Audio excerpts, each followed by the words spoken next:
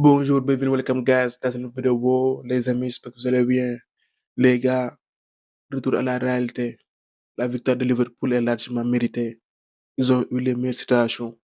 Et sans grand courtois, le score aurait pu être plus lourd. Ce qui m'a le plus surpris, c'est comment Liverpool a annihilé notre puissance offensive.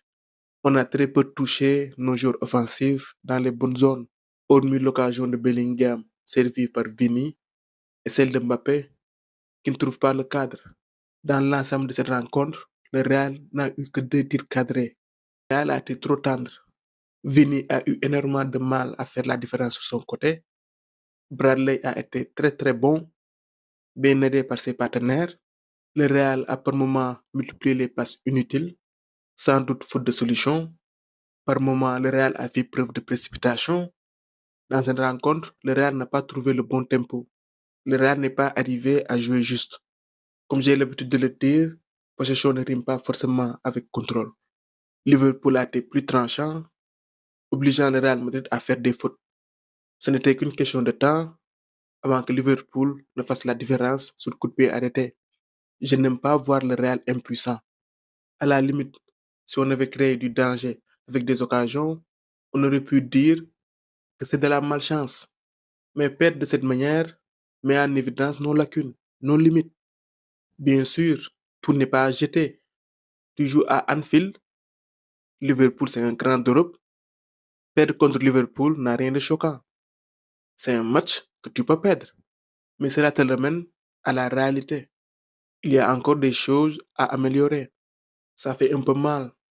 Ça faisait longtemps que je n'avais pas abordé un grand rendez-vous aussi sereinement. Certains réclament du beau jeu tiki-taka ou Chabi Ball. Mais les gars, ce n'est pas ça le Real. Le Real est une équipe qui sait comment gagner. Nos stars, nos individualités ont toujours été sur l'équipe. Des joueurs de caractère, une équipe de caractère. Il ne faudrait pas qu'on perde cette âme. Dans ce match, il n'y a pas eu de vraie réaction. Le Real a été trop gentil. Et en Europe, on sait que c'est nous les méchants. Si Xabi Alonso ne souhaite pas jouer avec 3 offensifs lors des grands rendez-vous, le mieux serait de redonner à Valverde le rôle qu'il avait joué lors de la campagne victorieuse de 2022, celui d'ailier ou de milieu excentré. Le cantonner à un poste de latéral serait du gâchis si Trent et Carvajal sont disponibles. Certes, il est performant à ce poste, mais tu te prives de latéraux de qualité. Dans l'entrejeu, tu pourras aligner Jude Arda et Tchouaméni ou Kamavinga. Arda a un profil unique, mais il doit muscler son jeu pour peser dans les grands rendez-vous. Le Real a encore du chemin à faire, mais je reste optimiste pour la suite.